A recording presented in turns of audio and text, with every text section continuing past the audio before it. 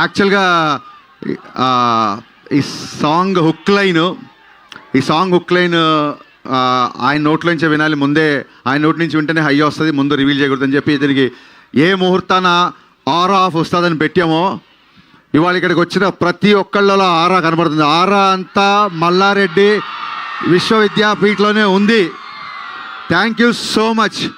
నిజంగా సండే కదా చాలా తక్కువ మంది వస్తారనుకున్నా, బట్ నేను ఎక్స్పెక్ట్ చేసినట్టు చాలా ఎక్కువ మంది వచ్చారు. Thank you so much. And ఈ ఆపర్చునిటీ ఇచ్చిన ఎంటైర్ మల్లారెడ్డి విశ్వవిద్యాపీఠ్ యాజమాన్యానికి, ప్రీతి రెడ్డి మ్యామ్కి మేము మనస్ఫూర్తిగా థ్యాంక్స్ చెప్పుకుంటున్నాం. Thank you so much.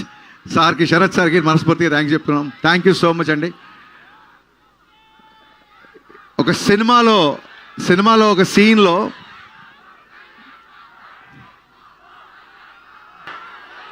ఆయన గురించే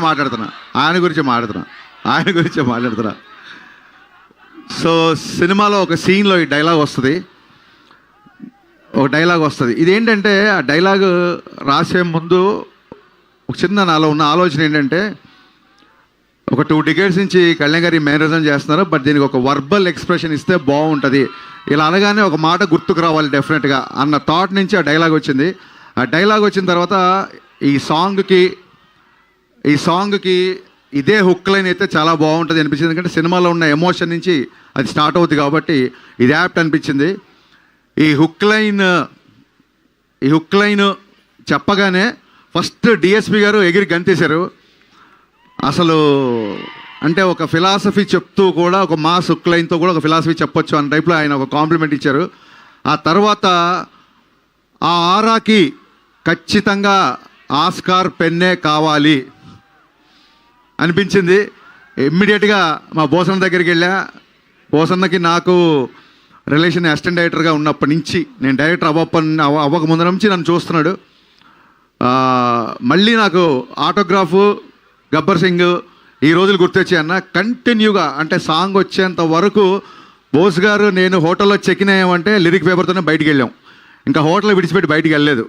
నాకు తెలిసి ఒక 2-3 రోజులే కూర్చున్నాము. బట్ ఫస్ట్ డే ఒక 4 hours, సెకండ్ డే ఒక 8 hours సాంగ్ అయిపోయింది. యాక్చువల్గా ఫస్ట్ డేనే దేవి గారికి వినిపిద్దాం అనుకున్నాం, లేదు ఇంకొకసారి మళ్ళీ డబల్ చెక్ చేసుకుని ఆయనకు వినిపిద్దామని చెప్పి రెండో రోజు మళ్ళీ కూర్చొని మళ్ళీ కొన్ని లైన్లు యాడ్ చేసి అప్పుడు దేవి గారికి వినిపించాము.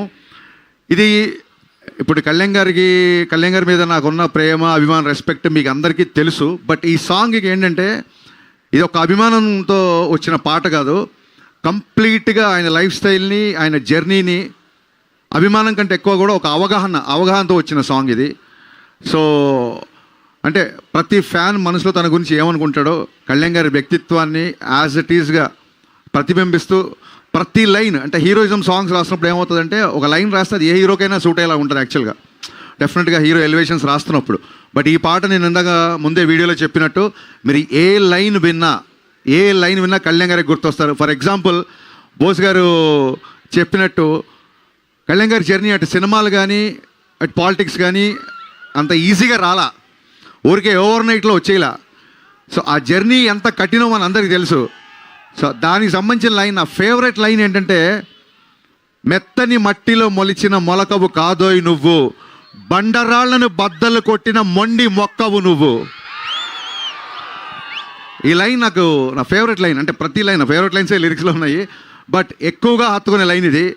అలాగే అసలు డబ్బుకి ఏ మాత్రం కూడా అంటే దాన్ని ఏమంటారు, డబ్బుకు లొంగని వ్యక్తి అని గట్టిగా చెప్పవచ్చు. ఎందుకంటే ఇట్స్ నా పర్సనల్ ఎక్స్పీరియన్స్. గబ్బర్ సింగ్ తర్వాత మా కాంబినేషన్లో చాలామంది సినిమాలు, కొంతమంది కార్పొరేట్ వాళ్ళు వచ్చి యాడ్స్ ట్రై చేద్దామంటే కళ్యాణ్ గారికి 2012లోనే, ఆ రోజుల్లోనే ఆల్మోస్ట్ అప్పటికి పాన్ ఇండియా అనే టర్మే లేదు, కానీ ఆల్మోస్ట్ షారుఖ్ ఖాన్ యాడ్స్కి తీసుకున్నంత రెమ్యునరేషన్ ఆఫర్ చేశారు కళ్యాణ్ గారికి. బట్ ఆయన ఆ కార్పొరేట్ ప్రొడక్ట్స్ కొన్ని ప్రొడక్ట్స్ హెల్దీ కాదని, కొన్ని ప్రొడక్ట్స్ కిడ్స్కి మంచిది కాదని చెప్పి ఆయన రిలీజ్ చేశారు. ఆ యాడ్ నన్ను తీయమన్నారు. నా కళ్ళ ముందు ఆయన కొన్ని కోట్ల రివ్యూలు వేసే యాడ్స్ని రిజెక్ట్ చేశారు. ఇంకోళ్ళు చేయడం ఈయనకు చేయకపోవడం అని కంపారిజన్ కాదు, ఎవరి ధోరణి వాళ్ళది. బట్ ఆయన వ్యక్తిత్వాన్ని ప్రస్ఫుటించేలాగా, అందుకే ఎక్కడన్నా తనకి నెగటివ్ ఉన్నా, ఎక్కడన్నా తనకి ప్రతిబంధక ఉన్నా చొచ్చుకెళ్ళే తత్వం అయింది. అందుకే ఆ లైన్ వచ్చింది, ఏటికి ఎదురీదడం అంటే ఎవ్రీడే ముందుంటాడు. ఎదురీదడం అంటే ఎవరైనా భయపడతారు, ఏటికి ఎదురీదడం అంటే ఎవ్రీడే ముందుంటాడు, ఎవరెస్ట్ అంతటి ధనరాశిని ఎంట్రుకలా విసిరేస్తాడు.